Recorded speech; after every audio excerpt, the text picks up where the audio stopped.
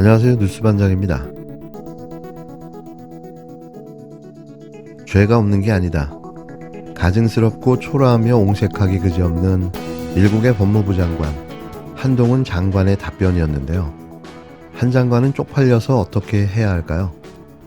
대선 경쟁자이자 야당 대표를 향한 영장실질심사전까지 무려 727일 동안 서울중앙지검, 수원지검, 성남지청 3개청에서 70여 명의 검사가 376회 압수수색과 6번의 소환조사를 벌인 결과가 구속영장 기각이었는데요. 이쯤 되면 알아서 꺼져줘야 하는 거 아닙니까? 아니죠. 그대로 계십시오. 탄핵을 해야 맞을 듯한데요. 탄핵을 해야 내년 총선에 출마하지 못하기 때문입니다. 올해 이상민 행정안전부 장관에 대한 탄핵소추는 헌법재판소 판결까지 159일이나 걸렸는데요. 이는 추석이 지나 한 장관에 대한 탄핵소추안을 발의하고 인용하면 헌재 판결까지 직무정지 상태로 퇴직 불가가 됩니다. 가결이 되든 인용이 되든 내년 1월까지는 죽었다 깨어나도 스스로 사퇴가 불가하기 때문에 총선에 나올 수 없는 건데요. 스스로 물러나게 두면 절대 안 된다는 이야기인 거죠. 민주당은 추석이 끝나고 즉시 탄핵 발의를 해야 합니다. 적어도 저 면상을 국민 앞에 나타나지 않도록 만들어줘야 하는데요. 반드시 그렇게 해야 합니다. 이제는 슬그머니 정치인으로 탈바꿈을 시도할 듯한데요. 그 보기 싫은 얼굴, 국회에서까지 더 봐줄 수가 없는 거죠. 이재명 대표 구속영장 기각됐는데 어떻게 보시나요? 구속영장 결정은 범죄 수사를 위한 중간 과정일 뿐이고 이번 이 대표에 대한 결정도 그 내용이 죄가 없다는 내용이 아닙니다. 검찰이 그간 절차에 따라 공정하게 수사해왔고 앞으로도 그렇게 할 것이라고 생각합니다. 영장 기각 사유를 보면 좀 이화영의 진술의 신빙성을 좀 법원이 의심을 많이 하는 것 같은데 뭐 과정에 진술하는데 문제가 없었던 건지. 법무부 장관이 영장 판사의 세부 판단 내역에 대해서 평가하는 것은 적절치는 않은 것 같고요. 필요하다면 검찰이 설명하지 않을까 생각합니다. 이 대표 관련 남은 수사는 어떻게 될까요? 말씀드렸다시피 영장 결정은 이 범죄 수사를 위한 중간 과정에 불과합니다. 서두르게 진행될 겁니다. 구속영장 재청구 이런 거는 검찰이 판단할 문제입니다.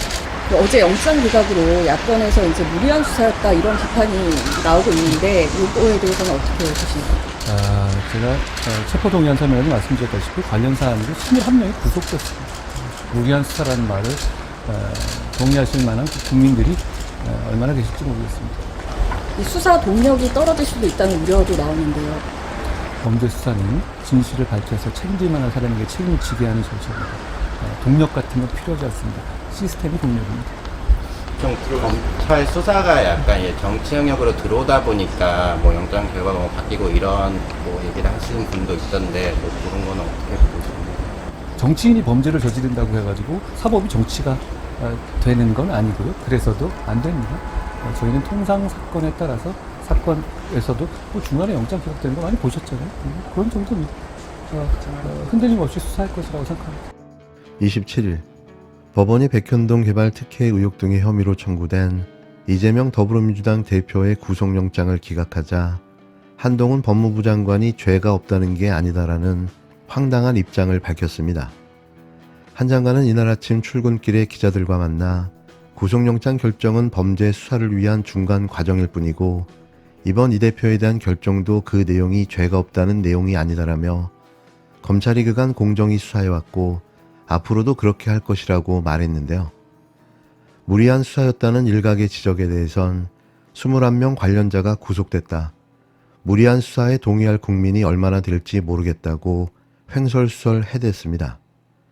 아직도 정신을 못 차리고 자기 주장만 하고 있는데요. 하지만 법원 판결은 전혀 달랐습니다. 이재명 더불어민주당 대표의 백현동, 대북 송금, 위증교사 혐의 구속영장이 기각되면서 검찰 수사는 난항을 맞게 됐는데요. 더욱 심각한 건 법원의 영장 기각 사유로 상당 부분 혐의가 소명되지 않았다고 판단했다는 점입니다.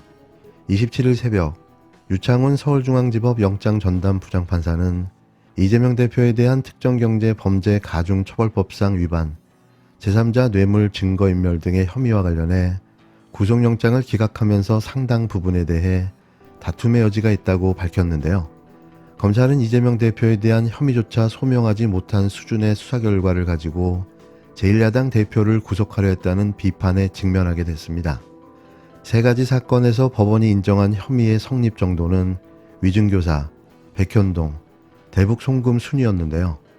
법원은 영장 기각 사유를 밝히며 쌍방울 대북 송금에 대해선 대북 송금의 경우 핵심 관계자인 이화영 전 경기도 평화부지사의 진술을 비롯한 현재까지 관련 자료에 의할 때 피의자의 인식이나 공모 여부, 관여 정도 등에 관하여 다툼의 여지가 있다고 보인다고 기각 사유를 설명했습니다. 이 대표에 대한 혐의 성립 자체에 의문을 제기한 건데요. 백현동 특혜 개발 의혹에 대해선 성남도시개발공사의 백현동 개발 사업 참여 배제 부분은 피해자의 관여가 있다고 볼 만한 상당한 의심이 들기는 한다면서도 직접 증거 자체는 부족한 현 시점에서 피의자의 방어권이 배척될 정도에 이른다고 단정하기는 어렵다고 밝혔는데요. 법원은 이 대표가 2018년 공직선거법상 위반으로 재판을 받을 때 고 김병량 전 성남시장 수행비서 김모 씨에게 위증을 교사한 혐의에 대해서만 혐의는 소명되는 것으로 보인다고 판단했습니다. 해당 재판은 이 대표가 2002년 변호사 신분으로 최초로 KBS PD와 짜고 분당 파큐브 특혜 분양 사건 취재 당시 검사를 사칭한 사건과 관련한 것이기 때문에 이 사건은 백현동 쌍방울 수사에 비해 비중이 작은 사건으로 봤는데요. 법원은 검찰이 이번 영장 심사에 집중했던 증거인멸 염려 부분도 대부분 인정하지 않았습니다.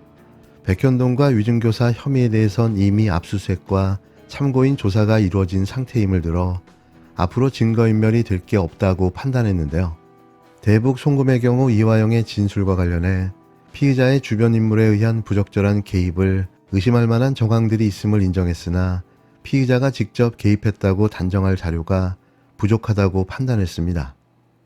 2년을 넘게 탈탈 털었지만 아무것도 소명하지 못했는데요.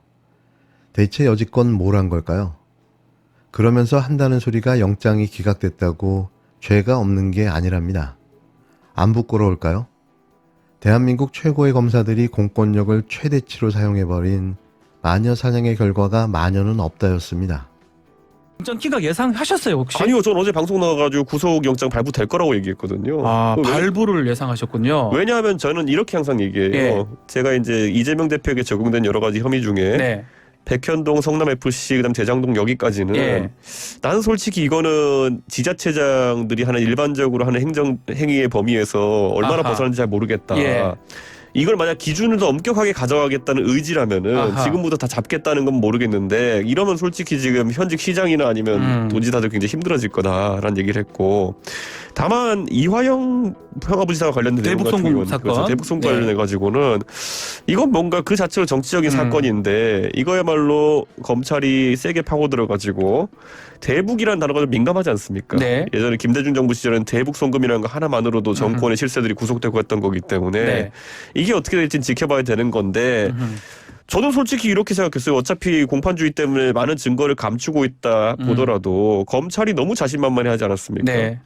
그리고 한동훈 법무부 장관이 여러 장치를 깔아놨잖아요. 예. 와가지고 이런 식으로 하면 자범들이 다 따라할 거 아닙니까? 라는 식으로 했던 것도 기억날 테고요. 그리고 저는 또 상당히 도발을 많이 했잖아요. 한동훈 장관 얘기. 그렇죠. 그러니까 저는 뭐 믿는 게 있나 보다는 생각을 다 했겠죠. 아하. 그러니까 앞에 아까 말했던 세 가지 혐의에 예. 대해 가지고는 이거는 1심 가도 예를 들어 어떤 불구속 기소가 된다 하더라도 하나당 3년치 걸릴 재판이다라는 생각을 했던 것이고, 아하. 다만 여기 이제 쌍방울 김성태 씨라든지 예. 아니면은 이화영 평화부지사 같은 경우에는 이건 정치적으로 좀 파괴력이 있는 이벤트다. 그래가지고 이걸 지켜봤던 거고, 막판에 그런데 영장 심사할 때 증거라고 나온 것들은 결국에는 증거 인멸에 대한 부분 아닙니까? 위증교사에 대한 부분 아닙니까? 네. 이거는 이것만 까고 가려나 보다는 생각이 있었어요. 아하. 예. 이것만 까고 대중적으로는 그래서 이걸로 까고 공판에서 나머지에 대해서는 증거를 숨기고 있다가 재판을 가려는 전략이냐까지 생각했는데 이번에 그 판사가 한 말 보면 이거밖에 없었더라고요. 이거밖에 없었죠. 네. 위증 교사 이 부분밖에 없었다는 거죠. 그러니까요.